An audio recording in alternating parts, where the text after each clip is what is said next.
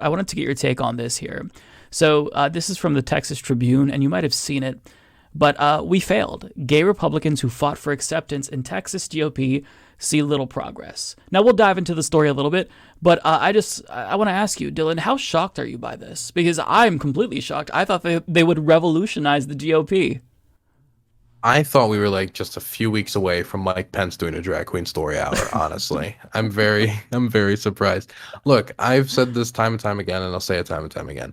If you are a gay Republican, it doesn't make any sense to me. The only situation where it makes sense for you to be a gay Republican is if you care more about your money than you having the right to marry, you having civil protections, the right to adoption, your taxpayer money not going to adoption centers that won't adopt you, which is actually a huge issue still ongoing in this country. Um, any of these issues, like you are choosing your tax status over that. Mm-hmm. So for very rich gays, maybe it makes sense, but for the rest of us homos, like maybe not as much.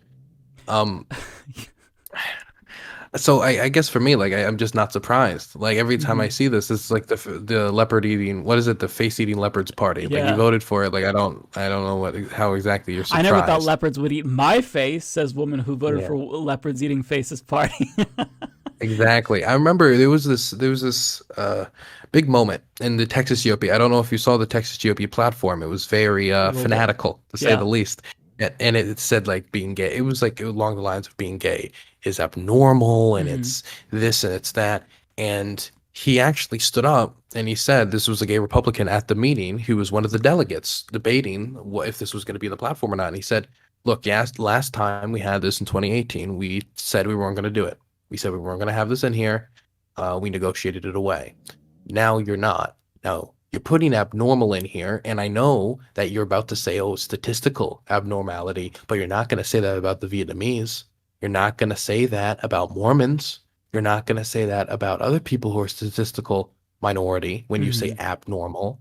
And he's just basically saying, like, I know what you're doing, you little son of a, you motherfucker. Like, but he just, but he's like, look, I thought we were over this. I thought we were done. And to him, he thought there was movement in the party and it has either regressed or it never really changed. And for all the people who I think are surprised by this or in the last 7 years after gay marriage, the gay marriage ruling, joining the Republican Party, that was only 7 years ago. Those people didn't all die. This isn't like the 1860, like whatever referendum, like where everybody's dead. Those people are still here, right? You only had 7 years for people to leave the voting pool. Like those people still exist. They're still in the party. They still have influence and they still have the money. I mean, the evangelical vote is still heavily anti-queer, and that is one of the most influential, if not the most influential vote within the Republican Party. It is the party that got Trump elected. There's a reason why Mike Pence was his VP pick, the same guy who was in favor of conversion therapy, a form of torture for queer people. You should not be that surprised when that Mm-hmm. same party doesn't take your interests into consideration. If you're a gay Republican and you're trying to like look, honestly, if we can't have you in the Democratic Party, at least go join the Libertarians, okay? At least it's a little bit Yeah. more consistent.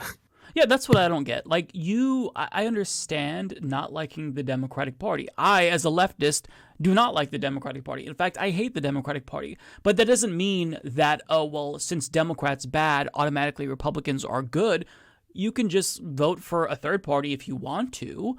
But like, don't affirmatively support a party that hates your fucking guts. And here's what I think has happened, because there's been debates about whether or not the GOP was shifting and changing and evolving since they haven't talked about it. But really, what I think we were witnessing, as Mark Joseph Stern put it, is this tactical retreat to where they know that culturally they're in the wrong and they're not going to win over people by being bigoted and homophobic. But now they've ended that tactical retreat because more savvy fascists like Ron DeSantis have found a way to repopularize homophobia with the Don't Say Gay bill and whatnot, to where even some Democrats in Florida, based on polls that I've seen, think that it's acceptable when they don't realize that it's actually like a modern equivalent of Don't Say Gay. Or excuse me, of Don't Ask, Don't Tell, which was the military ban, albeit for teachers.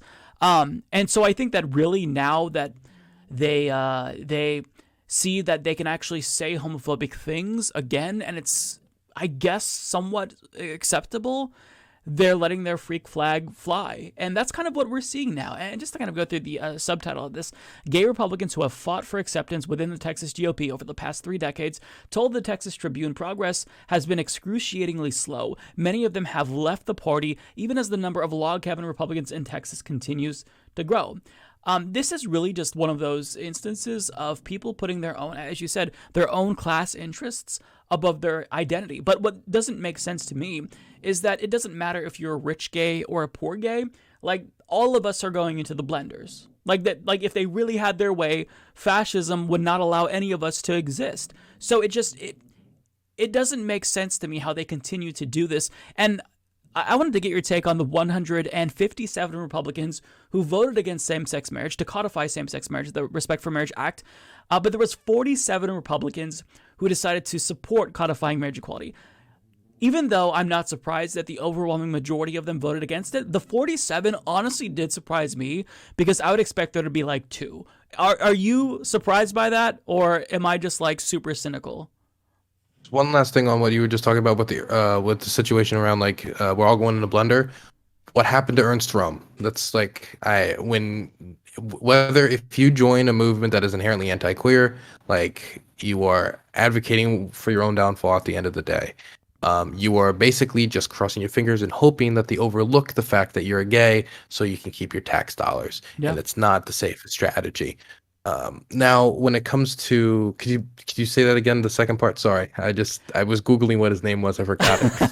No, so the 47 Republicans who voted to codify marriage equality. I'm curious, did you find that surprising? Mm-hmm. Because I found that surprising. Because I didn't expect more than like 2.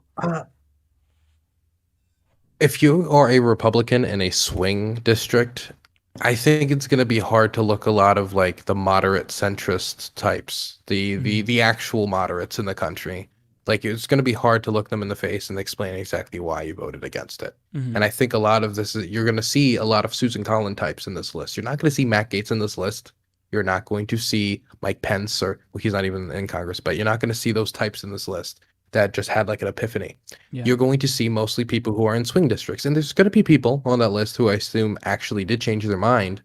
But I think it's going to be made up of people who understand the political consequences, and that even though right now the rhetoric has heated up against queer people, gay marriage was a big milestone for the community, and the vast majority of Americans support gay marriage. It is a popular issue for the left, gay marriage is. And so the right, whether they like it or not, certain sections of it in swing districts have to accept that fact. Whether they like it or not, it's not really like negotiable for them electorally, at least.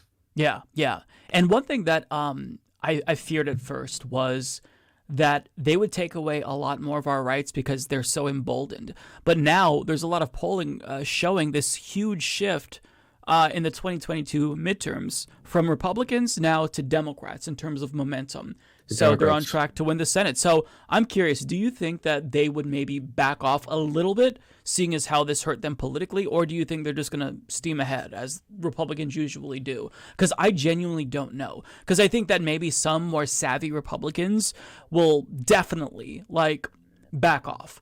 But a lot of them, there's like and we're really talking about like the foaming at the mouth, feral Republicans who have barely been domesticated, like, you know, Matt Gaetz and Marjorie Greene. They're gonna chug full steam ahead, but like collectively as a party, do you think that like that is going to scare them, or do you think they just won't give a second? Saying Matt Gaetz has been domesticated is a stretch, considering. Oh, I mean, he hasn't like, don't been put him around any children. Okay, yeah, he has been domesticated, but I think for Republicans, if I was a Republican strategist, I would be, number one, the devil. But number two, I would say that, look, guys, okay, I understand the reaction right now for you guys is maybe to reel it in a bit. But if you guys go from, okay, fine, we're kind of chill with the gays now, to roar, back to never mind, we'll chill with them again, you're going to look like you're flip-flopping. Mm-hmm. You're going to look weak. And why they might be trading this issue for more like centristy people, they could end up alienating their, in large part, not all of them, but much of their homophobic base, much of their hardcore right-wing base. If I hate to compare it to a left-wing issue, but if we had like a Democrat come up and say $15 minimum wage, never mind, actually, like, you're gonna piss off people like me and you, mm-hmm. right?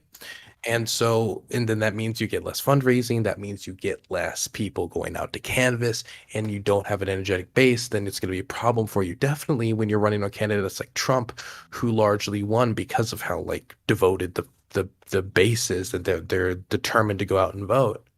So I would say that it's actually going to be I don't know what they're going to do, Hmm. because I think there's an argument from a Republican standpoint to reel it in, because you need to get those centricity. If you want to win big in 2022 and big in 2024, you're going to have to win the people Biden won, which was the suburbanites, who are largely in favor of Yeah. gay marriage. But you don't want to alienate that base, because that base is bringing in big bucks right now. So it's hard. It's hard to know what they're going to do. Yeah, they're having to do this balancing act, and watching them tap dance around this is hilarious to me. Like, I've covered on my show how Republicans in the Senate are desperately trying to not talk about this because they don't want to show their cards. Because, like, there's this sense that there's the Trump Republicans and then there's the more normal Republicans, the more moderate Republicans, if you will, which I would argue that there's no moderate Republican. They're all far right.